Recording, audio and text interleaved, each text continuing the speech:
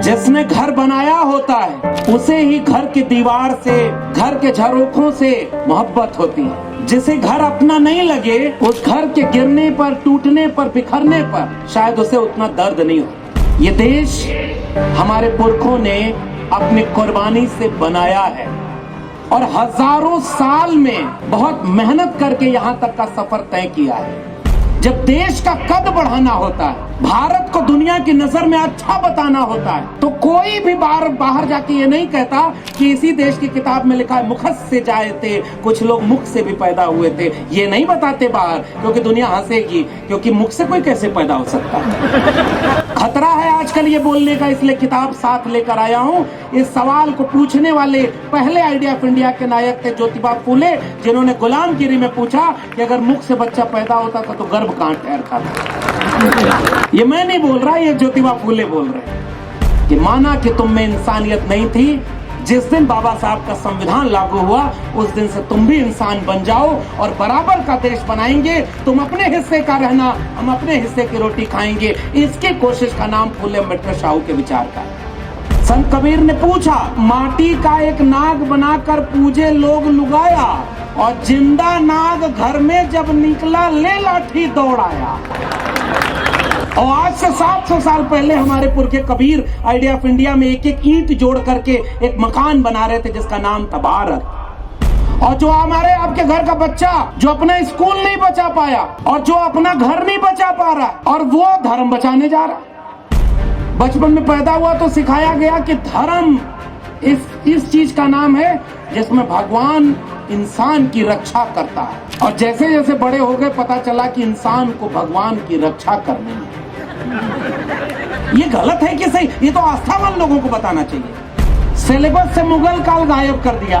अगर मुगल काल गायब करोगे तो इतिहास में कैसे पढ़ाओगे कि महाराणा प्रताप महान वीर योद्धा थे? तो बच्चा पूछेगा कैसे थे, तो कहोगे कि बहुत बड़ी लड़ाई लड़ी उन्होंने। तो कहे किसके खिलाफ लड़ी, तो कहोगे कि जुल्म के खिलाफ लड़ी, क्योंकि आपने वो वाला इतिहास इरेज कर दिया है, वो नहीं पढ़ाना है। कि शिवाजी जब दूसरे राजा के खिलाफ लड़ रहे थे तो उनकी सेना में कम से कम आधा दर्जन से 1 दर्जन तक मुसलमान थे जो शिवाजी की तरफ से एक मुसलमान राजा के खिलाफ लड़ रहे थे। और जब मोहम्मद गोरी आक्रमण किया भारत पर तो पृथ्वीराज चौहान के खिलाफ मोहम्मद गोरी का साथ देने वाला वो जयचंद कौन था? इतिहास को तुम हिंदू मुसलमान बना देना चाहते हो। और एक सवाल और पूछ ही दूं, शिवाजी अगर इतना ही मानते हो कि तुम्हारे थे तो उनका राज तिलक क्यों नहीं हो पा रहा? छत्रपति शिवाजी की खोज करने वाले ज्योतिबा फूले ने एक थ्योरी दी है, मैं बौद्धिक समाज के सामने उस थ्योरी को फिर से रखना चाह रहा हूं। उन्होंने कहा कि हमारे पुरखे शूद्र थे नहीं, वो इस देश के शासक थे, लेकिन जिनको वर्ण व्यवस्था बनाकर इस देश में गुलामी बनानी थी उन्होंने यह आरोपित किया, और उनके सामने जो झुक गए उनको वो खत्री से छत्री बना दिए, और जो ताकतवर कमेरा शासक झुके नहीं उन सबको उन्होंने शूद्र बनाया, अति शूद्र बनाया और बाकी को अछूत बना दिया। बताओ ये वर्ण व्यवस्था आरोपित है कि नहीं आरोपित है? पाल वंश, प्रतिहार वंश, गुर्जर वंश, भीलवाड़ा, गोंडवाना, मौर्य वंश, मगध वंश, ये सारे किसके वंश थे? लेकिन बौद्धिक रूप से उन्होंने आपको गुलाम बनाने के लिए मुख से पैदा किया किसी को, इसलिए पैदा किया क्योंकि किसी को पैर से पैदा करना था। तलवार के दौर में कलम को अपने हाथ में लेना होगा, तभी फूले अम्बेडकर और पेरियार के सपनों का भारत बनेगा और बचेगा। और ये डरने और निडरता की ताकत इन किताबों से मिली। मैं चाहूंगा कि गुलामगिरी घर घर पढ़ी जाए। मैं चाहूंगा कि किसान का कोड़ा आप भी खरीद करके पढ़ें। मैं चाहूंगा कि शिवाजी का पवाड़ा आपके भी घर में हो। मैं चाहता हूं कि बाबा साहब अम्बेडकर की लिखी किताबें आपके घर में हो। मैं चाहता हूं कि मंडल कमीशन की रिपोर्ट आप भी पढ़ें और मजहब के नाम पर फसाद करने वालों को ये बताएं कि ज्योतिबा फूले के साथ उस्मान शेख का मतलब क्या है। बताएं कि भगत सिंह के साथ अशफाक उल्लाह खां का मतलब क्या है। बताएं कि इस देश में मोहब्बत की तारीख जब लिखी जा रही थी तो फैसला इस बात के मुकद्दर का नहीं हो रहा था कि कोई मजहब बचेगा या कोई जाति बचेगी। फैसला इस बात का होना था कि इंसान बचेगा कि नहीं। और आज के वक्त में इंसान ही मुश्किल में है। अगर मराठी आती तो मुझे खुशी होती कि मैं अपनी बात मराठी में ही कह पाता, लेकिन मैं आपसे इजाज़त लेता हूं कि मैं हिंदी में अपनी बात कहूं और वो आप तक पहुंचेगी। सबसे पहले समता पर्व के इस आयोजक मंडल का मैं आभार व्यक्त करता हूं कि उन्होंने आज के इस बहुत खास दिन को इस बात के लिए चुना कि हमें आपसे रूबरू होने का मौका मिला। अभी मुझे पता चला, पहले और फोन आया रहा होगा लेकिन मैं भूल गया था कि 2-3 साल पहले से यहाँ बुलाने की कोशिश थी और 3 जनवरी 2022 से, और उस समय जहाँ तक मुझे याद आ रहा है मैं छत्तीसगढ़ में था 2022 में। माता सावित्रीबाई फुले और उनके बहाने उस पूरे आंदोलन को याद करने के लिए इस बार हमारे इस पूरी फुले शाहू अंबेडकर पेरियार के मिशन को आगे बढ़ाने के लिए जब इस आयोजन के बारे में हमारे अग्रज एडवोकेट फिरदौस मिर्ज़ा साहब का ये एक किस्म से कहूँ तो आदेश आया कि आपको आना है, और मुझे खुशी है हम ख्याल लोग जब एक साथ खड़े होते हैं तो इसका मकसद ये होता है कि लाख विपरीत परिस्थितियां हों, जब इतने लोग एक ख्याल एक विचार के मानने वाले हैं तो ऐसे आयोजनों में हिम्मत लेते हैं एक दूसरे से कि कितना भी बुरा वक्त होगा हम मुट्ठी बांध करके उस बुरे वक्त से लड़ेंगे और जीतेंगे, बिरसा फुले अम्बेडकर पेरियार के सपनों का भारत बनाएंगे। तो इसके लिए मैं पूरी आयोजन समिति का फिर से शुक्रिया अदा करता हूं कि आपने इस शानदार कार्यक्रम को आयोजित किया। पता ये चला यहाँ आकर के कि पिछले कई वर्षों से एक मेले की शक्ल में जश्न की तरह कई दिन तक ये आयोजन समता पर्व का यहाँ पर होता है। मुझे खुशी है कि ज्योतिबा फूले की जयंती आज पूरे देश में मनाई जा रही है। 2-3 दिन बाद आज 11 अप्रैल है, 14 अप्रैल को इस देश के संविधान के सबसे अगुआ शिल्पकार, मानववादी विचारों को देश ही नहीं दुनिया में फैलाने वाले, आइडिया ऑफ इंडिया के सबसे खास किरदार बाबा साहब डॉक्टर भीमराव अंबेडकर की भी जयंती 14 अप्रैल को मनाई जाएगी। उसके लिए मैं आप सबको बधाई देता हूं कि इन दोनों महानायकों के स्मृतियों और विचारों के साथ हम आज ये समता पर्व मना रहे हैं।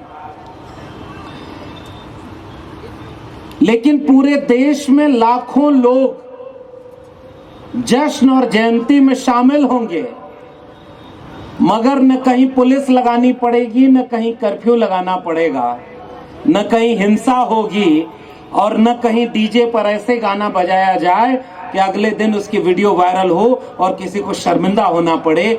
ऐसा विचार फूले और अंबेडकर का विचार नहीं है, और उनके मानने वाले भी उस किस्म के नहीं है। इसके लिए हमें एक दूसरे को बधाई देना चाहिए। फूले अंबेडकर को मानने वाले लोग मोहब्बत की बात करते हैं, उनकी बातों और विचारों में नफरत की सियासत की बू नहीं है। लेकिन हम ये जानते हैं कि जिस वक्त हम फूले और अंबेडकर को याद कर रहे हैं उस वक्त बहुत विपरीत परिस्थितियां हैं। मजहब का फसाद, धर्म के नाम पर झगड़ा, संविधान को भीतर से कमजोर करने की कोशिश,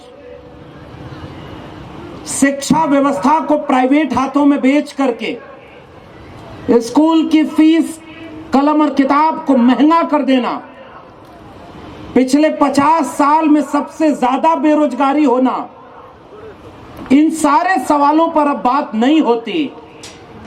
अब कोशिश ये की जा रही है कि इस देश में 300 साल पुराना बदला लेना है कि 500 साल पुराना बदला लेना। ऐसे वक्त में इस देश में लाखों करोड़ों की तादाद में बिरसा मुंडा को मानने वाले, छत्रपति शाहू जी को याद करने वाले, छत्रपति शिवाजी को अपना स्वराज का नायक मानने वाले, महात्मा ज्योतिबा फूले की शिक्षा की क्रांति ज्योति को आगे बढ़ाने वाले, बाबा साहब डॉक्टर भीमराव अंबेडकर के समता न्याय के संघर्ष और विचार को मानने वाले हम तमाम लोग इस बात का ऐलान करना चाहते हैं कि इस मुल्क की बर्बादी में, इस मुल्क के संविधान को कमजोर किए जाने में हम शामिल नहीं हैं। हम इस मुल्क को बनाने वाले और इस मुल्क को बचाने वालों में शामिल हैं। इस बात का यहां से हम ऐलान करना चाहते हैं। जिसने घर बनाया होता है उसे ही घर की दीवार से, घर के झरोखों से मोहब्बत होती है। जिसे घर अपना नहीं लगे, उस घर के गिरने पर, टूटने पर, बिखरने पर शायद उसे उतना दर्द नहीं होता। ये देश हमारे पुरखों ने अपनी कुर्बानी से बनाया है और हजारों साल में बहुत मेहनत करके यहां तक का सफर तय किया है। सैंधव घाटी सभ्यता, जिसका पता ही नहीं कि उस समय कौन लोग थे वहां पर, सैंधव घाटी सभ्यता की लिपि क्या है आज तक पता नहीं कि वहां क्या लिखा हुआ है। और वो आज से 4000 से 5000 साल पुरानी बात है। और ऐसे देश में ये मुसीबत है जिस देश में कई लाख करोड़ साल पहले क्या हुआ था ये सब लोगों को पता है।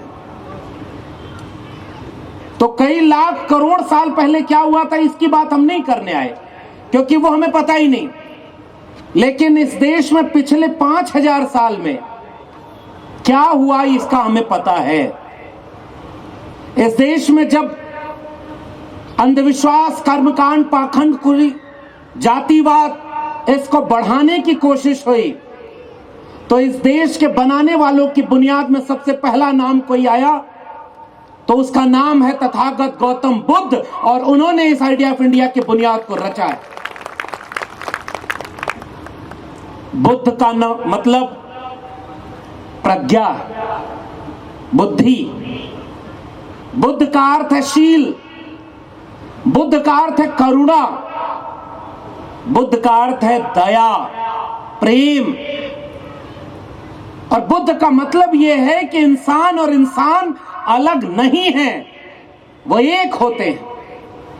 इसलिए बुद्ध के बारे में हमें पहले के जमाने में जब पढ़ाई लिखाई अच्छी हुआ करती थी, अब तो कैसी है ये हमसे बेहतर आप भी जानते होंगे। अगर आपकी जेब में अच्छा पैसा है तो आपके बेटा बेटी अच्छे स्कूल में पढ़ रहे होंगे। अगर आपकी जेब में पैसा नहीं है तो आपको पता होगा कि गरीबों के बच्चे आज किस स्कूल में पढ़ रहे हैं और कहां उनको शिक्षा मिल रही है। इसलिए एक जमाने में जब पढ़ाया गया कि बुद्ध लाइट ऑफ एशिया हैं और जब बुद्ध के विचार लोगों तक पहुंचे तो पता चला कि इंसाफ और इंसानियत की पैरोकारी करने वाले तथागत बुद्ध केवल लाइट ऑफ एशिया नहीं, द लाइट ऑफ वर्ल्ड है। विश्व को मानवता का पैगाम देने का काम तथागत बुद्ध ने किया। मैं 5000 साल पुरानी उस विरासत को वहां से याद करना चाहता हूं जिसमें मोहब्बत है, जिसमें प्रेम है, जिसमें करुणा है और जिसमें प्रज्ञा है, बुद्धि है, विवेक है। तथागत बुद्ध से किसी ने पूछा कि आपका सबसे बड़ा पैगाम क्या होना चाहिए। तथागत बुद्ध ने कहा कि किसी किताब में लिखा हो तो सच मत मान लेना, कोई व्यक्ति कहता हो तो सच मत मान लेना, ढेर सारे लोग कहते हो तो भी सच मत मान लेना। जो तुम्हें सच लगे वही सच मानना। अप दीपो भव, यानी अपना दीपक स्वयं बनो। उस प्रज्ञाशील करुणा के विचारक का नाम है तथागत बुद्ध। मैं आइडिया ऑफ इंडिया के अपने इस घर की बुनियाद में एक मोहब्बत का बीज डालने वाले तथागत बुद्ध को याद करता हूं। वहां नफरत नहीं है, वहां मोहब्बत है, वहां हिंसा नहीं है। इंसान पर तो छोड़िए, पशुओं तक पर भी दया करने वाले विचारक को हम अपनी आइडिया ऑफ इंडिया की बुनियाद का पहला पत्थर मानते हैं। इसलिए हमने कहा कि जिसको घर अपना न महसूस हो उसे घर के बिखरने और बर्बाद होने पर दर्द नहीं होता। ये 5000 साल पुराना हमारे पुरखों का बनाया घर जिसने अहिंसा का पाठ दुनिया में ऐसा पढ़ाया कि आज भी बुद्ध के खिलाफ युद्ध छेड़ने वाले भी जब विदेश में जाते हैं तो भाषण में कहना पड़ता है कि हम उस देश से नहीं आए जिसने युद्ध दिया, हम उस देश से आए जिसने दुनिया को बुद्ध दिया है। क्योंकि ये वैचारिक मंच है, कल्चरल सोशल कल्चरल प्रोग्राम है, इसलिए यहां हम इशारों में कुछ बात करेंगे और उम्मीद करते हैं कि हम जहां ले जाना चाहेंगे वहां पहुंच जाएंगे। हम नाम नहीं लेंगे कि 8,000 करोड़ के जहाज पर बैठकर दुनिया के किसी विदेश में जाने पर जब देश का कद बढ़ाना होता है, भारत को दुनिया की नजर में अच्छा बताना होता है, तो कोई भी बाहर जाके ये नहीं कहता कि इसी देश की किताब में लिखा है मुखस से जाए थे, कुछ लोग मुख से भी पैदा हुए थे। ये नहीं बताते बाहर, क्योंकि दुनिया हंसेगी, क्योंकि मुख से कोई कैसे पैदा हो सकता है। खतरा है आजकल ये बोलने का, इसलिए किताब साथ लेकर आया हूं। इस सवाल को पूछने वाले पहले आइडिया ऑफ इंडिया के नायक थे ज्योतिबा फूले, जिन्होंने गुलामगिरी में पूछा कि अगर मुख से बच्चा पैदा होता था तो गर्भ कहां ठहरता था। ये मैं नहीं बोल रहा, ये ज्योतिबा फूले बोल रहे हैं। और ज्योतिबा फूले वो हैं जिन्हें सुबह सुबह देश के प्रधानमंत्री जी ने भी एक वीडियो बनाकर बधाई का, जयंती का संदेश दिया है। इसलिए आज जो कुछ भी कहूंगा ज्योतिबा फूले के नाम पर कहूंगा, सच कहूंगा और इतिहास की बात कहूंगा। ऐसे वक्त में कहूंगा जब आज 11 अप्रैल को ज्योतिबा फूले पर बनने वाली फिल्म रिलीज होनी थी, उस फिल्म को सेंसर बोर्ड ने रोक लगाई और अब 25 अप्रैल को रिलीज होगी। पता है क्यों? क्योंकि इस फिल्म में ट्रेलर में दिखाया गया कि जब सावित्रीबाई फूले स्कूल में बच्चों को पढ़ाने जा रही थी तो उनके ऊपर पत्थर फेंकने वाले, मैला फेंकने वाले, कचरा फेंकने वाले कौन लोग थे? अचानक से उन लोगों की भावना आहत हो गई, उन्होंने उस पर आंदोलन कर दिया। ये वाला सच मत दिखाओ, हमारी भावना खराब है, आहत हो जाएगी। ये वाला सच मत दिखाओ सिनेमा में। ये मत कहो कि हमने क्या कहा। एक तरफ इस देश में सिनेमा बन रहा है और फिर से मैं नाम नहीं लूंगा, उस सिनेमा के निर्देशक को माफी मांगनी पड़ी कि उसने गलत इतिहास दिखाया, छत्रपति का नाम लेकर सिनेमा बनाया। और उसकी मंशा क्या थी ये बाद में पूरे देश को समझ में आया। सिनेमा की मंशा अगर हिंसा फैलाना हो जाए, ज्योतिबा फूले पर जो सिनेमा बन रहा था उसका मकसद ये नहीं था कि हिंसा फैलाओ। ज्योतिबा फूले ने अपनी किताब में कहीं नहीं लिखा कि जिन्होंने सावित्रीबाई फूले के ऊपर पत्थर मारा, कल तुम ताकतवर हो जाना तो उनके ऊपर पत्थर मारना, गोबर फेंकना, मैला फेंकना। ज्योतिबा फूले, सावित्रीबाई फूले जब रोई कि हमारे ऊपर पत्थर फेंका जा रहा है स्कूल में बच्चों को शिक्षा देने, तब मैं कैसे पढ़ाऊं? ज्योतिबा फूले ने कहा हजारों साल से यह अन्याय हमने सहा है, आगे भी सहेंगे, लेकिन हमारा रास्ता गलत नहीं है। हम हिंसा नहीं करेंगे, उन्हीं के बच्चों को पढ़ाएंगे जो आपके ऊपर पत्थर और गोबर फेंका करते हैं। उन्होंने बदला नहीं लिया। बाबा साहब डॉक्टर अंबेडकर जब उन्हें मौका मिला तो उन्होंने इस बात का बदला नहीं लिया कि उनके पुरखों के ऊपर कि उन्होंने अन्याय किया था। और आज इस मुल्क में यह सबक सिखाया जा रहा है नई पीढ़ी के बच्चों को कि 300 साल पुरानी कब्र खोद करके बदला लेना है, 500 साल पुराने इतिहास का बदला लेना है। कल्पना करो कि 5000 साल का अगर बदला लेने के लिए इस देश के बहुजन विचारक अगर लिख गए होते तो हिसाब देना कितना मुश्किल हो गया होता। इस बात की यहां से ऐलान सोचिएगा। हम बदला लेने की बात ही नहीं करते, हम तो ये गुजारिश करते हैं कि माना कि तुम में इंसानियत नहीं थी, जिस दिन बाबा साहब का संविधान लागू हुआ उस दिन से तुम भी इंसान बन जाओ और बराबर का देश बनाएंगे। तुम अपने हिस्से का रहना, हम अपने हिस्से की रोटी खाएंगे। इसकी कोशिश का नाम फूले अम्बेडकर साहू के विचार का है। इस वक्त में, इसने बुरे वक्त में ये बात कहना कितना जोखिम भरा है वो आप भी जानते हैं, लेकिन तथागत बुद्ध ने भी जोखिम उठाया था।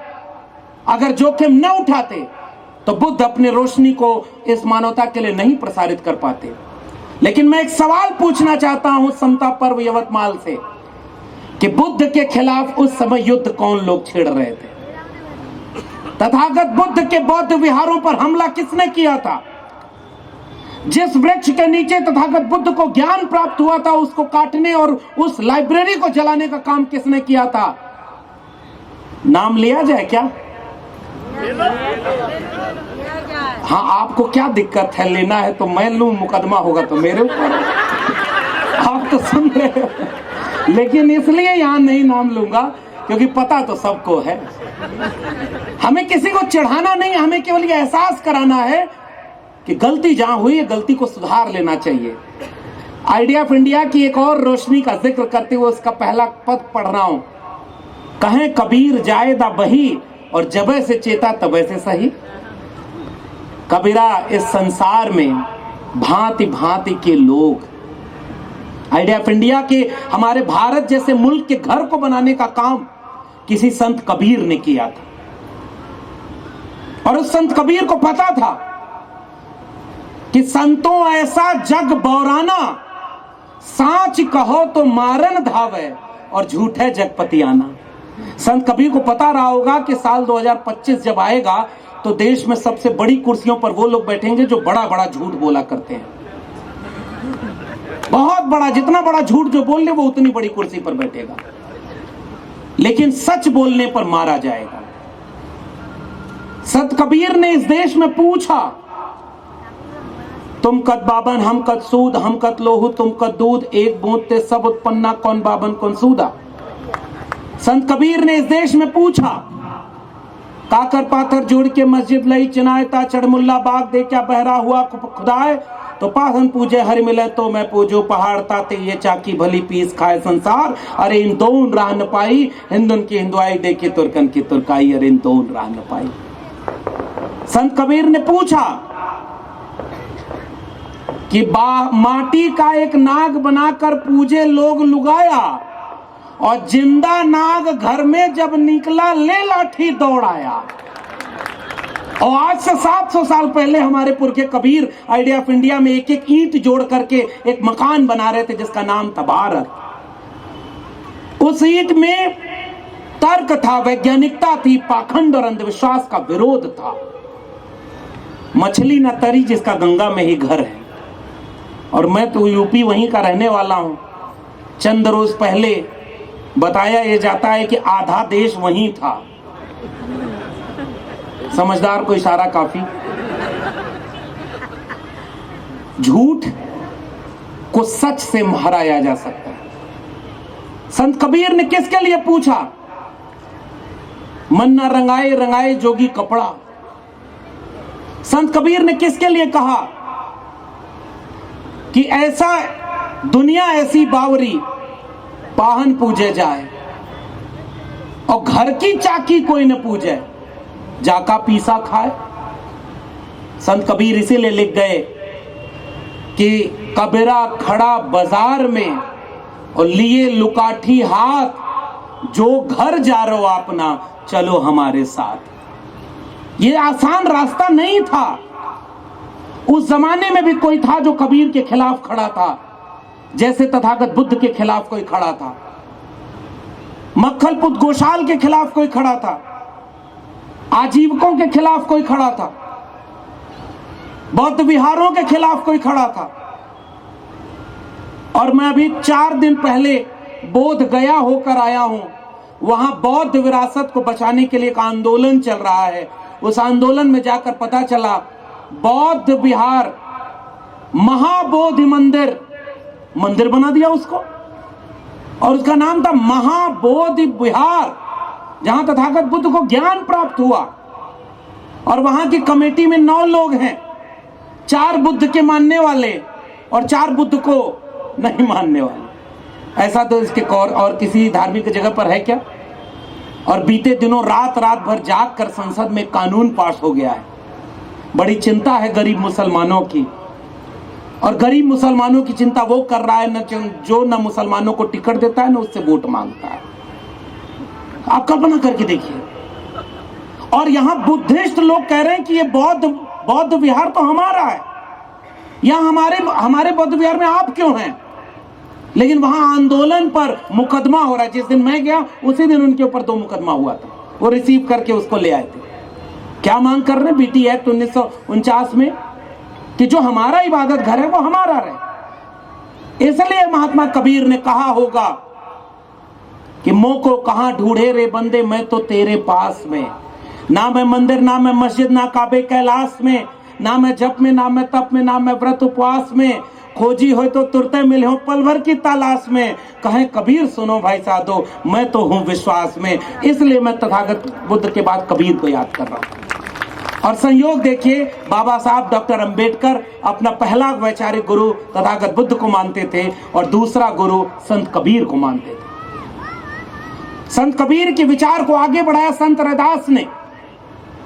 जस केतन के पात पात में पात, तस मानुष के जात जात में जात। रविदास मानुष न जुड़े जब तक जात न जात। ऐसा चाहूं राज में जहां मिले सबन को अन्न, और छोट बड़ो सब संबस है, रविदास रहे प्रसन्न। ऐसे बेगमपुरा का ख्वाब देखने वाले रविदास ने इस आइडिया ऑफ इंडिया को बनाया था कि जो अन्न की चिंता करते थे। संत रविदास ने लिखा, हिंदू कहो तो हो नहीं और मुसलमान भी ना है। उन्होंने साफ कहा कि अगर तुम हिंदू बन के सोचो तो मुसलमान को किसने भेजा होगा, और मुसलमान बन के सोचो तो हिंदू को किसने भेजा होगा। आप कल्पना करिए कि ऊपर कोई है और वो भेज रहा है तो पहले एक धर्म के लोगों को भेज रहा है, तो दूसरे धर्म वालों का भी कोई भेज रहा है, फिर तीसरे वाले को भी तो कोई भेज रहा है, और सब कह रहे हैं कि ओरिजिनल हम हैं। आप कल्पना करिए, और सब एक दूसरे को देख रहे हैं। अगर देख भी रहे होंगे तो सोच रहे होंगे कि इसके लिए भेजा था कि रोज उसके नाम पर तलवार लेकर घूमोगे। ये तो नहीं था। हमारे बचपन में हमें निबंध में लिखा के पढ़ाया गया कि मजहब नहीं सिखाता आपस में बैर करना। हिंदी है हम, वतन है हिंदुस्तान हमारा। और आज इस देश में सबसे ज्यादा खतरा अगर किसी जगह पर हिंसा का है तो वहां जरूर मजहब होगा। हमारे आइडिया ऑफ इंडिया में मजहब की बुनियाद पर कोई झगड़ा फसाद था ही नहीं। आप पढ़िए तथागत बुद्ध के बाद संत कबीर को, संत रैदास को, पलटू दादू भीखा बुल्ले शाह बाबा फरीद को। गया गया गढ़ मुक्ति नाही, जाके वहां पिंडा पारिए, और गंगा गए मुक्ति नाही, 100 डुबकी लाइए। बुल्ले शाह के एक एक फरीद को, एक एक दोहे को जब आप पढ़ेंगे तो लगेगा कि भारत कैसे मोहब्बत से बना था। गुरु नानक जब इस देश में मोहब्बत का शब्द का पाठ पढ़ा रहे थे तब भी कह रहे थे कि जाति के नाम पर बंटवारा ठीक नहीं, मजहब के नाम पर झगड़ा ठीक नहीं। छत्तीसगढ़ में गुरु घासीदास अपनी छत्तीसगढ़ी भाषा में को लिख रहे थे कि मन के एक समाना, यानी इंसान और इंसान एक बराबर होता है। उस पूरी विरासत को आज कहां खड़ा किया गया, और उसी विरासत को दक्षिण भारत में कोई नारायण गुरु याद कर रहा था, और नारायण गुरु ने वहां पर आंदोलन चलाया कि जाति व्यवस्था खराब है, इसको खत्म करो, बंद करो, इंसान और इंसान को बराबर बनाओ। दक्षिण भारत में कोई अय्यंकाली आया और पता ये चला कि रास्ता बंटा हुआ है साहब, इस रास्ते पर कोई अछूत नहीं चलेगा। मैंने अपने YouTube चैनल पर सामाजिक न्याय की पाठशाला में अय्यंकाली के ऊपर जब वीडियो बनाने के समय रिसर्च किया तो सोच रहा था मैं कि ऐसा दुनिया में कहीं शायद नहीं होगा कि रास्ता बनाने वालों को ही रास्ते पर चलने का अधिकार नहीं दिया गया होगा, क्योंकि उनकी जाति को अछूत माना गया होगा। हम ही को कातिल कहेगी दुनिया, हमारा ही कत्लेआम होगा, हम ही कुएं खोदते फिरेंगे, हम ही को पानी हराम होगा। आप कल्पना करिए, इस देश की बुनियाद को बनाया किसने होगा? इस देश के 90% कमेरों ने बनाया होगा, जिसके हाथ में कुदाल फावड़ा रहा होगा, जिसके हाथ में इस देश के उस कल्पना करिए कि सबसे बड़ा रिसर्च किसने किया होगा, जिसने पहचाना होगा कि इस मिट्टी से घड़ा बनेगा कि नहीं बनेगा। उसके रिसर्च को पहचानिए जिसने कहा होगा कि इस लकड़ी से बेट बनेगा या नहीं बनेगा, इस फसल को खाने के लिए उपयोग किया जाएगा और इसको नहीं किया जाएगा, ऐसे खेती होगी, ऐसे जंगल बचेगा, ऐसे पानी पी सकते हैं। वो शोध करने वाले कौन थे? वही जिनको जब भारत आजाद हुआ तो विश्वविद्यालयों में जगह नहीं मिली, NFS कर दिया गया। एक धोबी आपके यहाँ धोबी तो समझ रहे होंगे, और जब साबुन और डिटर्जेंट नहीं था तो धोबी को पता था कि किस रेत के किस हिस्से से कपड़ा साफ होगा। आपको पता होना चाहिए कि एक जमाने में रेत से कपड़े साफ होते थे, मिट्टी में फर्क पहचानते थे। वो कौन लोग थे जिन्होंने इस देश और दुनिया को रहने लायक बनाया? इस इतिहास को तो अब पढ़ने ही नहीं दिया जा रहा। और ज्योतिबा फूले ने इसीलिए उस इतिहास पर एक किताब लिखी है जिसका नाम है किसान का कोड़ा। और ज्योतिबा फूले पूछते हैं कि उस किसान पर कोड़ा लगाने वाले लोग कौन थे। वक्त कम है, नहीं तो मैं तो अंडरलाइन करके एक एक कोटेशन ले आया था। दिल्ली लौटना है, मुकदमा ना हो, इससे बढ़िया यही है कि कोटेशन के साथ पढ़ा जाए, क्योंकि आप बहुत बड़े पद पर तो है नहीं कि झूठ बोलेंगे फिर भी बचे रहेंगे। अगर आप सच्चे नागरिक हैं तो आप झूठ बोलें या ना बोलें, कभी भी आप जेल जा सकते हैं। लेकिन इसलिए तो मैं किताब लेके आया।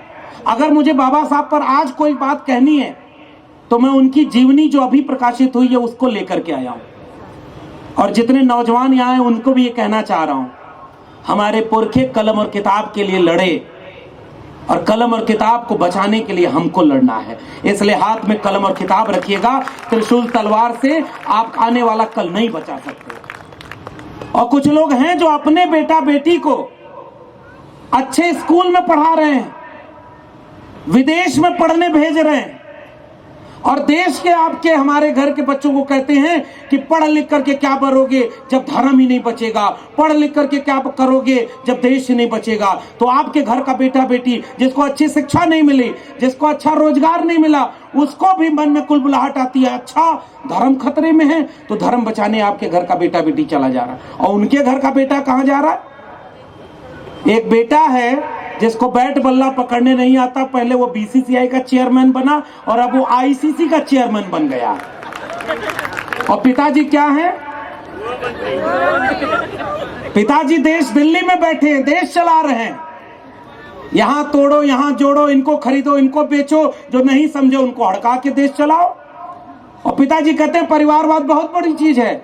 और जब कोरोना आया था तो उनके बेटे का बिजनेस 50 गुना ज्यादा बढ़ गया था। बेटा आज भी अंग्रेजी नहीं बोल पाता, लेकिन एकदम डिक्टो फोटो कॉपी है। पिताजी और बेटे का फोटो साथ में खड़ा कर दीजिए तो किसी तरह का कंफ्यूजन नहीं होगा।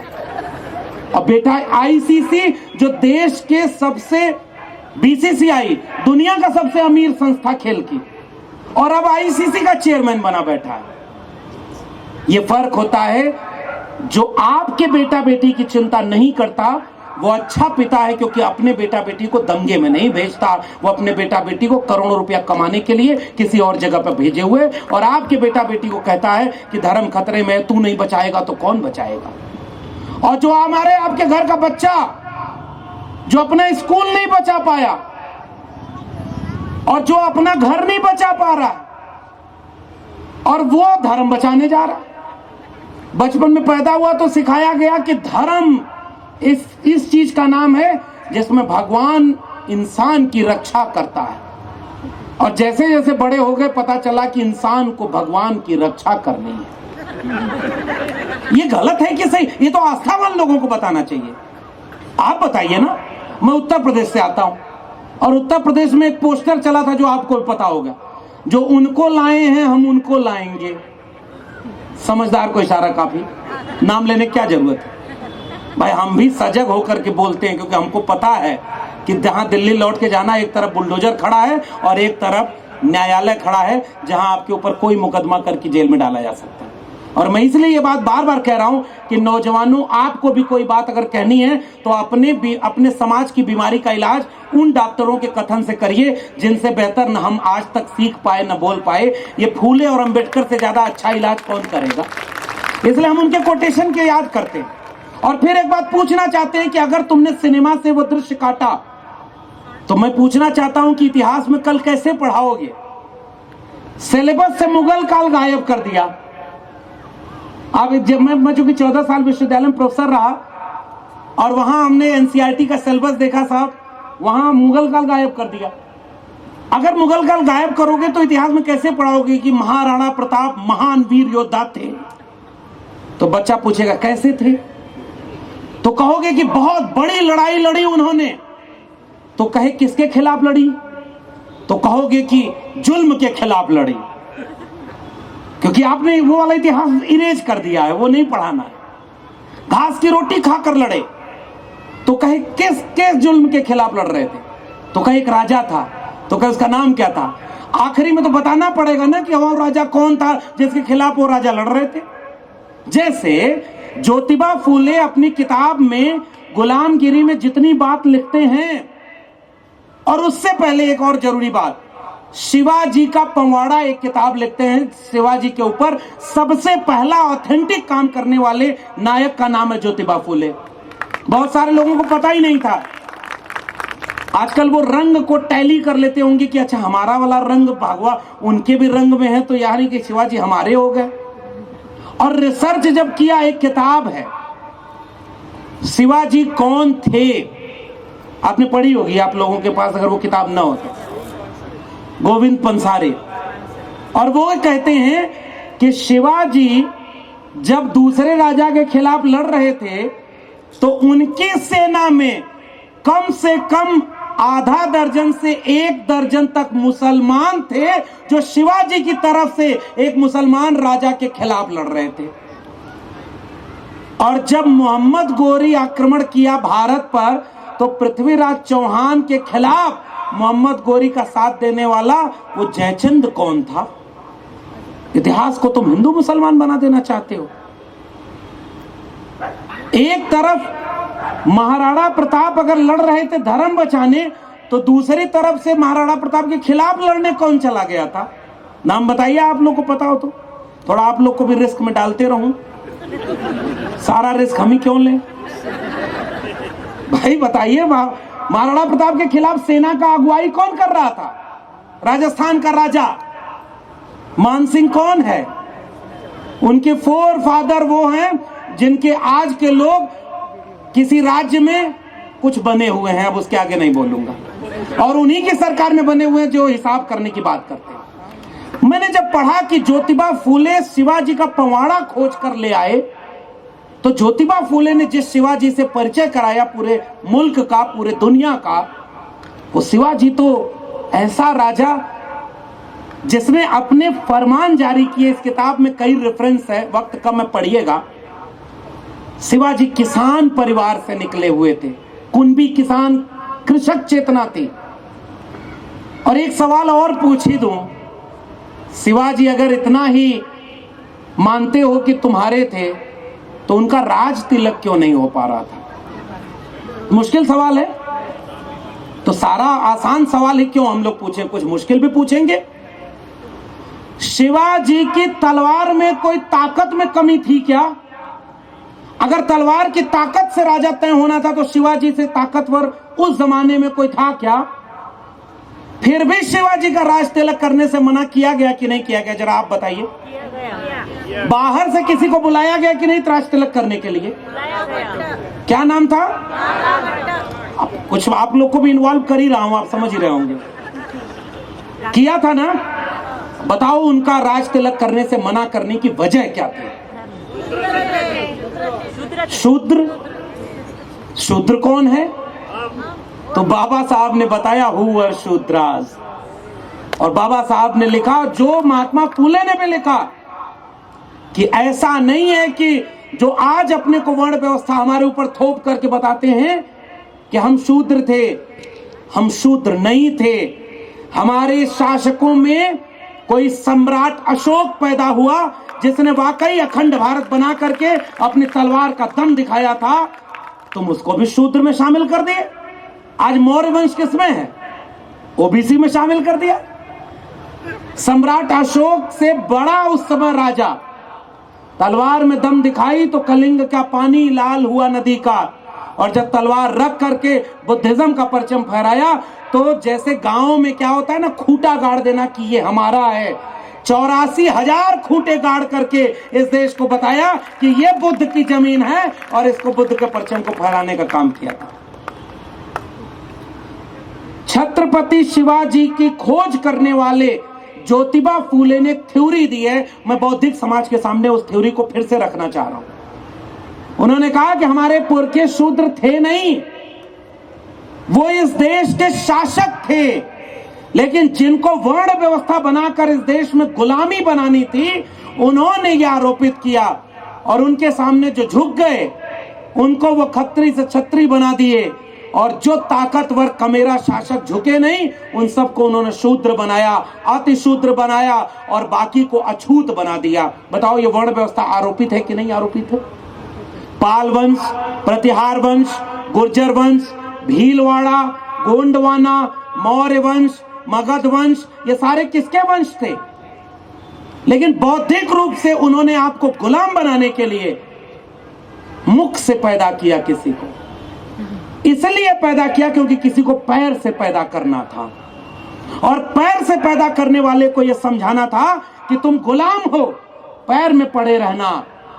हजारों साल इसके खिलाफ लड़ाई लड़ी गई, तब तथागत बुद्ध से लेकर के बाबा साहब अंबेडकर के समय तक जब लड़ाई मुकम्मल हुई तो भारत का संविधान बना। उसने कहा कि न कोई मुख से पैदा हुआ न कोई पैर से पैदा हुआ, इंसान और इंसान बराबर हैं। अब कोई भी राजा का बेटा राजा नहीं बनेगा, अब जनता के वोट से राजा तय किया जाएगा। इसलिए भारत के संविधान को हम आइडिया ऑफ इंडिया की आज की किताब कहना चाहते हैं।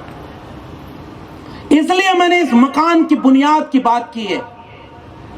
शिवाजी के पवाड़ा में कहां शिवाजी हैं, और शिवाजी जिस मुसलमान शासक से लड़ रहे थे उसकी कब्र बनवा रहे थे। पता ही नहीं ये वाला इतिहास, खुद उन्होंने बनवाई थी। और शिवाजी की मदद करने वालों में कोई नाई था, कोई जुलाहा था, और शिवाजी की मदद कर रहे थे वो। शिवाजी जब अपने राज्य का विस्तार करने के लिए युद्ध करते थे तो लिखित आदेश जारी किया था कि उनकी सेना जिस भी खेत से जाएगी एक भी फसल को नुकसान नहीं पहुंचाएगी, महिलाओं और बच्चों पर हाथ नहीं लगाएगी, धन नहीं लूटेगी।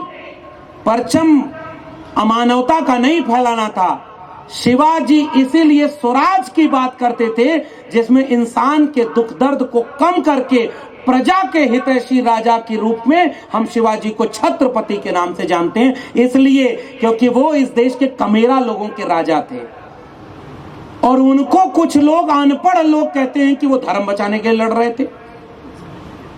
यह लड़ाई धर्म की नहीं थी, इंसान को बचाने की लड़ाई हो रही थी। और उन्हीं के वारिस में छत्रपति शाहू जी महाराज कोल्हापुर में जब अपने दरबार में पहली जाति जनगणना कराते हैं तो 1902 26 जुलाई को इस देश में पहला बार आरक्षण लागू करके कहते हैं मेरे दरबार के 75 कुर्सियों पर वो लोग 70 कुर्सी पर बैठे हैं जिनकी आबादी 100 में 10 भी नहीं है, और मेरे राज्य में जिसकी आबादी 100 में 90 है वो मेरे दरबार में 100 में 5 भी नहीं है।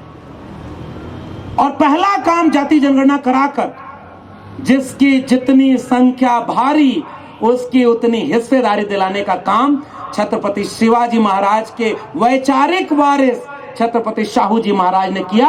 और उन्होंने इतना बड़ा काम किया था कि बाबा साहब अंबेडकर के रूप में वो मशाल आगे बढ़ाई थी। एक रिले मैराथन दौड़ है ये। तथागत बुद्ध ने एक मशाल जलाई है, वो किसी कबीर को पकड़ाई, कबीर ने उस मशाल को किसी रैदास को पकड़ाया होगा, किसी रैदास ने किसी बुल्ले शाह बाबा फरीद को, चोखा मेला नारायण गुरु बसवन्ना को पकड़ाया होगा। वो मशाल वहां से चलते हुए किसी ईवी रामास्वामी नायकर पेरियार के हाथों में गई होगी। वो मशाल वहां से छत्रपति शाहू जी महाराज के पहले महात्मा फूले के हाथ में आई होगी। और मशाल की तरह आप विचारों की यात्रा देखिए। छत्रपति शाहू जी महाराज अखबार निकालने के लिए मदद कर रहे हैं बाबा साहब की, खर्च चलाने के लिए मदद कर रहे हैं, और उसके बाद 1920 के बाद कह रहे हैं इस देश के वंचितों तुम्हें तुम्हारा नया मसीहा मिलने वाला है। और वो मशाल पकड़ा दी बाबा साहब डॉक्टर भीमराव अंबेडकर के हाथ में, जिसको उन्होंने संविधान के रूप में आपको सौंप दिया। ये 5000 साल का हमारा घर बसाया हुआ हमारे पुरखों का है। बड़ी मुश्किल से ये घर बसाया। इतना खूबसूरत देश दुनिया में कोई नहीं, इतनी भाषाएं, इतने लोग मोहब्बत और प्यार से रहते थे। दुनिया में बहुत जगह राजाओं ने लूटने के लिए कब्जा किया होगा, इस मुल्क ने लोगों को गले लगाया। और आज उस मुल्क की बुनियाद में मट्ठा वो लोग डाल रहे हैं जो कहते हैं कि वसुधैव कुटुंबकम हमारा नारा है। आप कल्पना करिए कि विरोधाभास कैसे, इसको बचाना किसकी जिम्मेदारी है? 90% हम लोगों की जिम्मेदारी है। इसलिए हम यहां पर खड़े होकर के आपके बीच में कहने आए हैं, सबसे पहली लड़ाई आज की तारीख में अगर लड़नी है तो मजहबी फसादियों के खिलाफ लड़नी होगी, जो इस देश में दंगे का माहौल बनाना चाहते हैं, जिनकी आग की लपट पिछले दिनों नागपुर तक पहुंच चुकी है। जहां जहां शिक्षा है वहां वहां धर्म खतरे में नहीं है। जरा इसको डिकोड करिएगा। केरल में खतरे में है क्या? अभी एक हफ्ता पहले एक रिपोर्ट आई कि तमिलनाडु देश का सबसे फास्टेस्ट जीडीपी ग्रोइंग स्टेट बन गया है। वहां धर्म खतरे में है क्या? आंध्र प्रदेश और तमिलनाडु अपने यहां के मिड डे मील में 6 दिनों में अलग अलग दिन का खाना खिलाते हैं, पौष्टिकता के आधार पर अंग्रेजी पढ़ाते हैं अपने सरकारी स्कूलों में, और जीडीपी का बड़ा हिस्सा शिक्षा पर खर्च करते हैं। वहां धर्म खतरे में नहीं। और मैं जिस राज्य से आता हूं, महान राज्य, वहां के मुख्यमंत्री अति महान, उनका नाम लेना ही क्या कहूं, बस कबीर याद आते हैं। मन ना रंगाए रंगाए जोगी कपड़ा, माला तो कर में फिरे, जीव फिरे मुखमाई, और मनवा तो 34 फिरे, या तो सुमिरन नाय। और ऐसे ऐसे लोग वहां बैठे हुए। वहां पर शिक्षा की स्थिति क्या है पता है? 27,000 सरकारी स्कूल बंद किए जा रहे हैं। मैं वेटिंग फॉर वीजा से, मेरा समय भी लगभग पूरा हो रहा है, आखिरी के कुछ मिनटों में ये पन्ना आपको दिखाना चाहता हूं, जिसमें बाबा साहब अंबेडकर स्कूल जाने के समय वो किस्सा याद करके बता रहे हैं कि मैं जब उस पानी को पीने गया तो वहां पर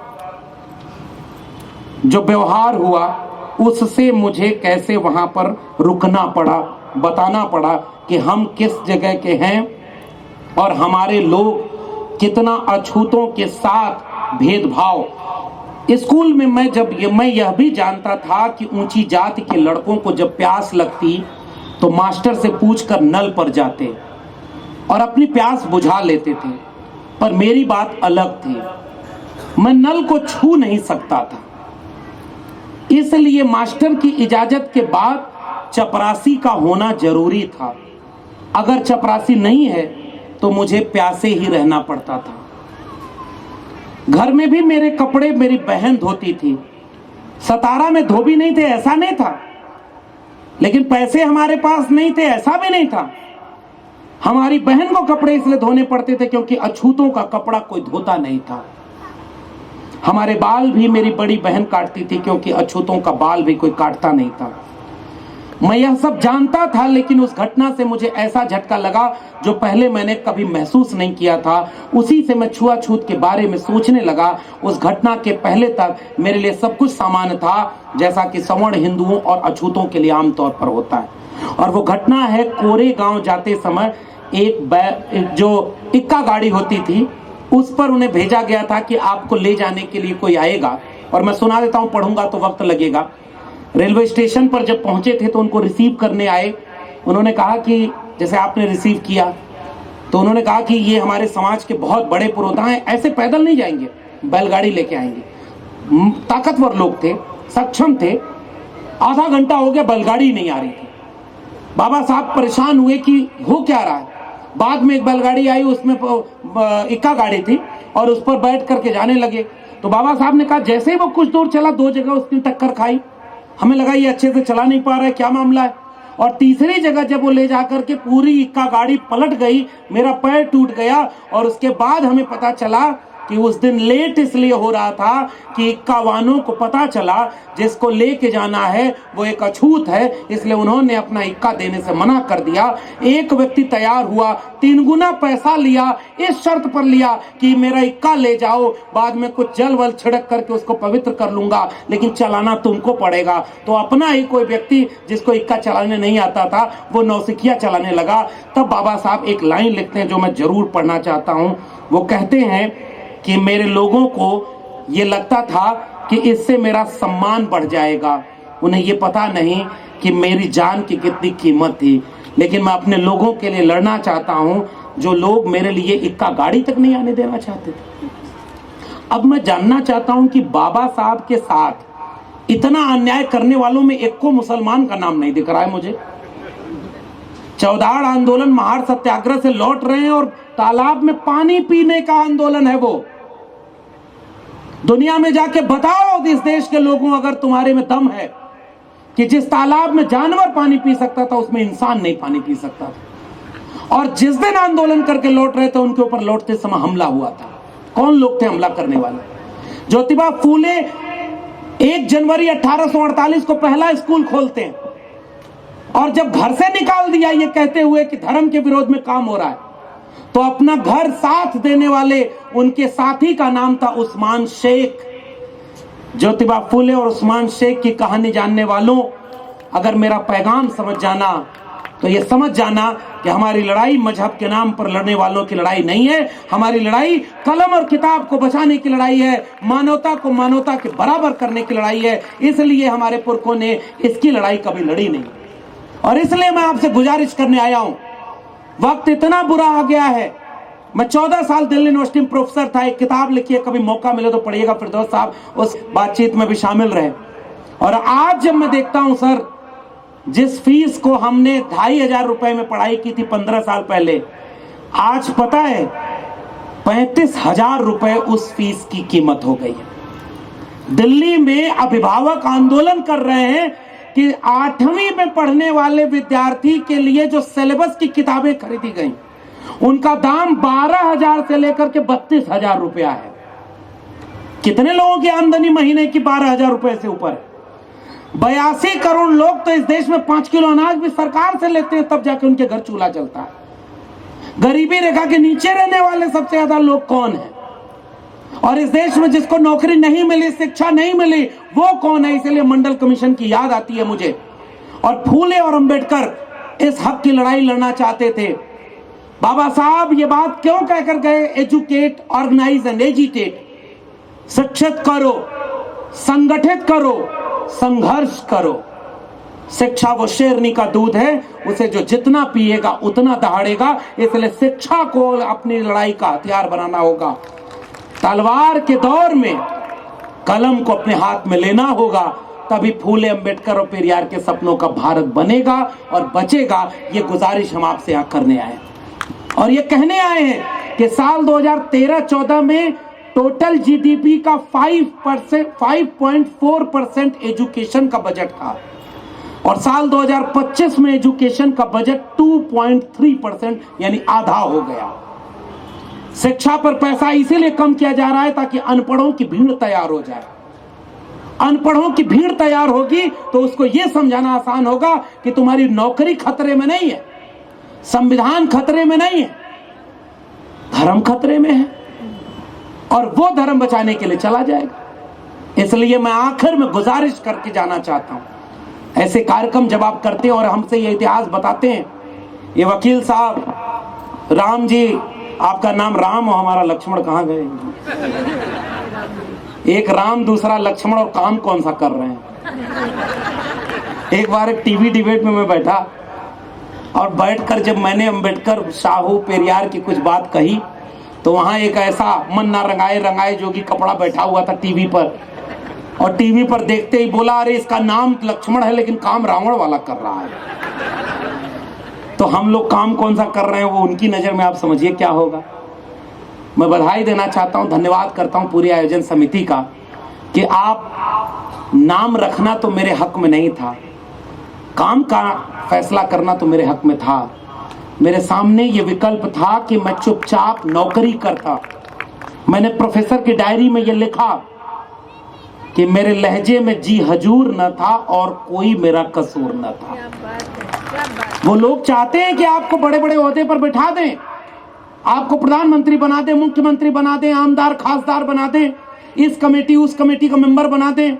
और महाराष्ट्र के लोगों, कुछ और नाम नहीं लूंगा, समझ जाओगे आप, दलित पैंथर से निकले हुए नेता वहां उनके बगल में बैठ करके ऐसी टूटी फूटी कविता सुनाकर जय भीम बोलते हैं कि दलित पैंथर वाले भी सोच रहे होंगे कि हमने किसको पैदा किया। अब मैं नाम नहीं लूंगा और सोचिए क्या हो रहा है। इसलिए काम का फैसला हमारे हक में था। मैंने प्रोफेसर की डायरी में ये बात लिखी, गर उसूलों पे आँच आए तो टकराना जरूरी है, गर जिंदा हो तो जिंदा नजर आना जरूरी है। नई उम्रों की खुद मुख्तारियों को कौन समझाए, कहां से बच के चलना है, कहां जाना जरूरी है, और जहां जाना जरूरी है वो अपने साथ ले आया। नौकरी बहुत मैं इन दोनों महापुरुषों को देखता हूं, इनमें कोई नौकरी नहीं करता था। ज्योतिबा फूले नौकरी नहीं कर पाए, बड़े बिल्डर थे। और अपने अच्छा सोचो, आप फिल्म में तुमने कट लगा दिया सेंसर बोर्ड से, और फिल्म में अगर ये दृश्य दिखाना है कि जब ज्योतिबा फूले अपने सबसे प्रिय दोस्त की शादी में बारात में जा रहे हैं तो अचानक कुछ लोगों की नजर पड़ती है, अरे ये अछूत कहां से आ गया, भगाओ इसको। और जब घर जाके पिताजी को कहते हैं कि मेरे प्रिय दोस्त की शादी से मुझको भगा दिया, तो क्या कह के बताओगे कि भगाने वाला कौन था, बाबर था कि औरंगजेब था? मैं जानना चाहता हूं। इसलिए शिक्षा वो चेतना देगी जिससे आप झूठ और सच का फर्क समझ जाएंगे। इतिहास में नफरत की सिरिंज लगा रहे हैं कुछ लोग, नई लाशें बिछाने के लिए गड़े मुर्दे उखाड़े जा रहे हैं। इससे सजग रहना होगा, और सजग करने का काम शिक्षा करती है। इसलिए मैं जाते आते केवल गुजारिश कर रहा हूं यवतमाल के लोगों, बहुत मुश्किल से इस तरह के आयोजन हो पाते हैं, और आप भी याद करते हैं कि कितने दिन चला। फिरदौस साहब ने भी बताया कि बहुत लंबे समय से हर दिन अलग अलग कमेटी के लोग अलग अलग तरह से अलग वक्ता बुलाते हैं, अलग तरह से काम होता है, और अपनी जिंदगी का सबसे कीमती समय आप निकाल करके यहाँ बैठे हुए हैं। मैं यहाँ बैठा हूँ इसलिए नहीं कि मैं यहाँ पर अच्छा भाषण दे लेता हूँ, मैं ये कहता हूँ कि मुझसे ज्यादा उम्र में जो लोग बड़े हैं, जितनी हमारी उम्र नहीं होगी उतना संघर्षों में जिन्होंने लगाया होगा वो यहाँ बैठे होंगे। हम हो सकता है कोई नई बात ना कह के जाएं, लेकिन ऐसे आयोजनों की एक सबसे ज्यादा जरूरत ये होती है, स्याह रात नाम लेती नहीं ढलने का, यही तो वक्त है सूरज तेरे निकलने का, कि हम सब एक सूरज बन करके एक जैसे हिम्मत करके निकलें और ये अंधेरा फैलाने वालों के खिलाफ रोशनी की चिंगारी को आगे बढ़ाते रहें। इसलिए ऐसे आयोजनों की बार बार जरूरत होती है, और इसलिए हम आपसे कहना चाहते हैं कि इस आयोजन को कमजोर मत पड़ने दीजिएगा। आपके ऊपर भी कर्जा है, अपने हजारों साल पुराने पुरखों ने जो कुर्बानी दी, उससे जो जमीन तैयार हुई उस पर हमने फसल काटी है। मैं आजमगढ़ के किसी यादव घर में पैदा हुआ, मैं गाय भैंस चराते रह गया होता, मैं दिल्ली विश्वविद्यालय पहुंचकर प्रोफेसर न बन पाता, इलाहाबाद यूनिवर्सिटी पहुंचकर गोल्ड मेडलिस्ट नहीं बन पाता, अगर इस देश में बाबा साहब अंबेडकर का संविधान और मंडल कमीशन लागू न होता तो मैं कभी यहां नहीं पहुंच पाया होता। इसलिए हमारे ऊपर कर्जा है संविधान का। हमने फायदा जिसका लिया है, जिस सीढ़ी से चढ़कर हम यहां तक आए, हमारी आंखों के सामने तोड़ी जाएगी तो हम नौकरी बचाएंगे कि वो सीढ़ी बचाएंगे कि कल को कोई और भी तो वहां चढ़कर आ पाए। संविधान वो सीढ़ी का नाम है, संविधान वो सीढ़ी का नाम है जो शिक्षा दिलाता है, संविधान उस सीढ़ी का नाम है जो न्याय का अधिकार दिलाता है, संविधान उस सीढ़ी का नाम है जिससे मानवता और मानवता में बराबर होने का नाम होता है। संविधान ने वोट का अधिकार दिया, संविधान ने नोट का अधिकार दिया, और आज आपके सामने खुलेआम चुनौती है कि आपका वोट लूटा जा रहा है और आप नहीं बचा पा रहे। समझदार को इशारा काफी। कुछ दिन पहले यहां किसकी हवा थी, और जब पानी बरसा तो किसका बरस गया। और एक कॉमेडी वाले ने एक कविता पढ़ दी, और कविता ऐसी पढ़ दी, अब इसके आगे मैं भी कुछ कह दूंगा तो इस आयोजन की मुश्किल होगी, इसलिए छोड़ देते हैं। समझदार को इशारा काफी। एक आखिरी में बात कह के वक्त मेरा पूरा हो गया है। एक बार एक राजा ने कवि को फांसी की सजा दे दी। कुछ दिन बाद उसकी बेटी बड़ी हुई और अपनी मां से पूछती है कि मेरे पिता को राजा ने क्यों मारा। मां कहती है कि क्योंकि तुम्हारे पिता की लिखी हुई एक कविता राजा को पसंद नहीं आई थी। बच्ची बोलती है अगर उसे कविता नहीं पसंद थी तो दूसरी कविता लिख देता। जिन्होंने इस देश को एक यूनिवर्सिटी नहीं दिया अच्छी, एक एम्स नहीं दिया अच्छा, एक और अच्छी चीजें नहीं दी, वो सब बर्बाद करने पर लगे। हमारा फर्ज है कि हम अपना घर बचाने की बजाय पड़ोसी के घर में अगर आग लगी होगी तो आप भी बहुत दिन तक महफूज नहीं होंगे। जलते घर को देखने वालों, फूस का छप्पर आपका है, और आग के पीछे तेज हवा है, आगे मुकद्दर आपका है। उनके कत्ल पे मैं भी चुप था, मेरा नंबर अब आया, और मेरे कत्ल पे आप भी चुप हो, अगला नंबर आपका है। 25 साल बाद, 50 साल बाद जब आगे आने वाले बच्चों के सिलेबस में पढ़ाया जाएगा कि जब संविधान को बदलने के नाम पर वोट मांगा गया, जब संविधान को भीतर से खोखला करने के नाम पर वोट मांगा गया, जब देश के सदन में बैठकर हिंदू मुसलमान के नाम पर बिल पेश किए जा रहे थे, जब इस देश में शिक्षा को सबसे ज्यादा बर्बाद किया जा रहा था, इस देश में जिन हाथों में कलम होनी चाहिए थी उन हाथों में तलवार पकड़ाया जा रहा था, तब तुम क्या कर रहे थे? मैं शान और शौकत से कहूंगा, मैं गुलाम बनकर नौकरी कबूल नहीं करता था। मैं आंखों में आंख डाल करके बिरसा, फूले, अंबेडकर, पेरियार और संविधान की बात करने के लिए गांव-गांव घूम रहा था। और इसलिए मैं आपके बीच में हिम्मत लेने आया हूं। और हिम्मत इसलिए कि हम अकेले नहीं हैं। पुरखे लड़े उनके पुरखों से, न डरे न झुके, तो हम भी क्या उनसे डर जाएंगे क्या? और ये डरने और निडरता की ताकत इन किताबों से मिली है। मैं चाहूंगा कि गुलामगिरी घर घर पढ़ी जाए। मैं चाहूंगा कि किसान का कोड़ा आप भी खरीद करके पढ़ें। मैं चाहूंगा कि शिवाजी का पवाड़ा आपके भी घर में हो। मैं चाहता हूं कि बाबा साहब अंबेडकर की लिखी किताबें आपके घर में हो। मैं चाहता हूं कि मंडल कमीशन की रिपोर्ट आप भी पढ़ें और मजहब के नाम पर फसाद करने वालों को यह बताएं कि ज्योतिबा फूले के साथ उस्मान शेख का मतलब क्या है। बताएं कि भगत सिंह के साथ अशफाकुल्लाह खां का मतलब क्या है। बताएं कि इस देश में मोहब्बत की तारीख जब लिखी जा रही थी तो फैसला इस बात के मुकद्दर का नहीं हो रहा था कि कोई मजहब बचेगा या कोई जाति बचेगी। फैसला इस बात का होना था कि इंसान बचेगा कि नहीं। और आज के वक्त में इंसान ही मुश्किल में है। इसलिए यवतमाल के लोगों, मैं जाते आते आपसे गुजारिश करके जा रहा हूं, भूखे रहना, प्यासे रहना, एक रोटी कम खाना, एक कपड़ा कम पहनना। संत गाडगे ने कहा कि खाने की थाली न हो तो हाथ पे रखकर खाना खा लेना, लेकिन अपने बच्चों को शिक्षा जरूर दिलाना। शिक्षा से ही चेतना मिलेगी, शिक्षा से ही समझदारी मिलेगी। और अभी इस मेले से निकलिएगा और किताबों का स्टॉल लगा हुआ है, किताब खरीद कर पढ़िए और बांट सकते हैं। तो मैं आपको कहने आया हूं, आजकल बाबा उबा भी घूम रहे हैं, कितनी बात कहूं, लंबी हो जाएगी, आप लोग भी अभी आगे का कार्यक्रम चलाना है। लेकिन आजकल नए नए बाबा आ रहे हैं पर्ची बनाने वाले, और एक को बाबा को नहीं पता था पर्ची बनाने के पहले कि भारत में आर्थिक संकट आएगा कि नहीं आएगा। एगो बाबा नया नया आया है, कह रहा है कि तुम्हारे चाचा का नाम ये है, आपको भी बाबा बनना हो तो मैं फार्मूला देकर जा रहा हूं। थोड़ी जटा बढ़ाइए, थोड़ा अपना वेशभूषा वैसे बनाइए और जाके सामने कहिए मेहनत करते हो लेकिन मेहनत के मुताबिक फल नहीं मिलता। तुरंत कहेंगे जी। घर में कोई बीमार रहता है, इलाज कराते हो ठीक नहीं होता, बाबा। तुम्हारे घर में जो नौकरी की इच्छा रखता है, बहुत मेहनत कर रहा है लेकिन उसका पेपर आउट हो जा रहा है, नौकरी नहीं मिल रही है, बाबा की जय हो। कहे जाओ, आज से कृपा रुकी हुई थी, जाओ यहीं से कृपा लगा दिया, अब तुम्हारा कल्याण हो जाएगा। और बाबा अगर आप बन गए तो आपके यहां प्रधानमंत्री भी चले जाएंगे। टेलीविजन चैनल पर लाइव इंटरव्यू होगा। एलन मस्क दुनिया में रॉकेट को जहां से लॉन्च कर रहा है, वापस उसे वहां पर ले आने की टेक्निक डेवलप कर रहा है। और भारत के एक न्यूज चैनल पर एगो बाबा नारियल को हवा में उड़ा रहा है। देखे थे कि नहीं आप लोग? अब सोचिए कहां, गोबर खाइए, गोबर खाने से आपको औषधि ठीक हो जाएगी। और विज्ञान पढ़ा रहे, एक सिनेमा है, अब तो सब भगवान भरोसे यूट्यूब पर सर्च करिएगा। स्कूल के बच्चों से पूछा गया कि चंद्रग्रहण क्यों लगता है, तो एक पढ़ा लिखा विद्यार्थी बोलता है कि पृथ्वी सूरज के चारों तरफ घूमती है, चंद्रमा पृथ्वी के चारों तरफ घूमता है। तब तक एक बच्चा कह रहा है झूठ बोल रहा है सर, जब पृथ्वी शेषनाग के फन पर टिकी है तो चारों तरफ कैसे घूमेगी। अभी मैं नहीं बोल रहा हूं, उस फिल्म का नाम बोल रहा हूं। अब तो सब भगवान भरोसे। सेंसर बोर्ड ने उसको रोका नहीं, अभी भी वो यूट्यूब पर पड़ी है। तो कहा तुम बताओ बेटा, ये अच्छा लड़का लग रहा है। तो कहा जब शनि राहु और केतु को खा जाता है तब चंद्रग्रहण लग जाता है। वो घर लौटता है, अपनी माँ से पूछता है कि मास्टरवा सब पगला गया है, वो गलत इतिहास पढ़ा रहा है, हमारे यहाँ अलग इतिहास कथा में सुनाया गया।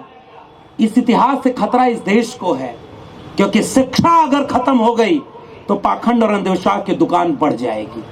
अगर शिक्षा रहेगी तभी आने वाली पीढ़ी गुलामी और आजादी में फर्क पहचान पाएगी। और एक मजहब में पाखंड नहीं है। और फिरदौस साहब हैं, मैं एक जुमला अपने पूर्वांचल में सुना दूं, बस अब खत्म कर दूंगा। एक मौलवी साहब थे, वो गए एक जगह पर, ज्ञान की तकरीर कर रहे थे। और सुनिएगा, हमारे यहाँ किस्से में चलता है और वहां पे उन्होंने कहा कि जो थोड़ी देर इल्म की ज्ञान की बात कर रहे थे, तब तक थोड़ी देर बाद जैसे किसी को भगाया जाता ना, हट हट, तो लोग पूछे कि क्या हुआ, बस आखिरी में खत्म कर रहे हैं। अभी फिरदौस साहब ने कहा 4-4 वकील यहाँ बैठे हैं, इसलिए टाइम की चिंता मत करिएगा। उन्होंने कहा कि अरे भाई ये क्यों भगाया, किसको भगाया आपने? तो कहा वो काबे की तरफ एक कुत्ता घुस रहा था, मैंने यहीं से भगा दिया। हमारे यहाँ के कहावत में हमारे पिताजी के दोस्त थे डॉक्टर वसूल हसन, वो बताते थे कि मजहब के नाम पर जो दुकानें चल रही वो गड़बड़ है, मजहब तो आप जिसको मानना मानिए। कुछ देर बाद जब वो महिला अंदर से खाना लेकर आई तो बिरयानी थी, बिरयानी में सबके बिरयानी में चावल के ऊपर पीस था, और जो मौलवी साहब के सामने रखा उसमें पीस नीचे कर दिया और ऊपर चावल से ढक दिया। मौलवी साहब 2 बार इधर देखे, 2 बार इधर देखे, थोड़ी देर बाद बोल पड़े कि क्या गुस्ताखी है, सबकी प्लेट में ये, हमारे प्लेट में क्यों नहीं? अंदर से आवाज आई, यहां बैठ के काबे का कुत्ता देख लिया, चावल के नीचे पीस पड़ा, ये नहीं देख पाए। यही बस सुनाना चाह रहा था। एक जगह नहीं है, फहमीदा रियाज एक कवित्री है, उन्होंने कविता लिखी, तुम भी हम जैसे ही घामड़ लिख ले मेरे भाई, तुम्हें बधाई तुम्हें बधाई। मजहब के नाम पर फसाद आने वाले कल को नहीं बचा पाएगा। मजहब ये सियासी दल नहीं थे तब भी था, ये नहीं रहेंगे तब भी रहेगा। मजहब खतरे में नहीं, इनकी कुर्सी खतरे में है, और अगर खतरे में कुछ है तो इस देश का संविधान खतरे में है, और संविधान बचेगा कलम और किताब से बचेगा। कलम और किताब को खरीदिए, कलम और किताब को बांटिए, और घर घर जब शिक्षा की रोशनी जाएगी, फूले के सपनों का भारत बनेगा, अंबेडकर के सपनों का भारत बनेगा। ये बात कहने के लिए एक निकाला हुआ प्रोफेसर आपके बीच में बेरोजगार खड़ा है, लेकिन ये जानता है कि कलम और किताब ने यहां तक पहुंचाया है। 35 साल भीख मांगने की जरूरत नहीं पड़ी, अपने दम पर कमा करके, और यहां भी आज भी कलम और किताब से आगे बढ़ेंगे। लेकिन ऐलान करके जाते हैं, इस देश को नफरत की बुनियाद पर बर्बाद होने नहीं देंगे। बुद्ध से लेकर के, बिरसा मुंडा से लेकर के, ज्योतिबा फूले, सावित्रीबाई फूले, फातिमा शेख, उस्मान शेख, बाबा साहब डॉक्टर अंबेडकर, डॉक्टर राम मनोहर लोहिया के सपनों का देश बनाने के लिए आखिरी दम तक लड़ेंगे। कलम हाथ में लेकर लड़ेंगे और संविधान हाथ में लेकर लड़ेंगे। इसी उम्मीद के साथ मैं अपने पुरखे ज्योतिबा फूले को नमन करता हूं, अपने पुरखे डॉक्टर अंबेडकर को नमन करता हूं, संविधान बनाने वाले तमाम लोगों को नमन करता हूं, और शुक्रिया अदा करता हूं यवतमाल के लोगों। बचेंगे तो मिलकर ये लड़ाई लड़ते रहेंगे और आखिरी दम तक लड़ेंगे। आपने मुझे बुलाया, सम्मानित किया, इसके लिए बहुत बहुत धन्यवाद। जय भीम, जय मंडल, संविधान जिंदाबाद, इंकलाब जिंदाबाद, उल गुलाम जिंदाबाद।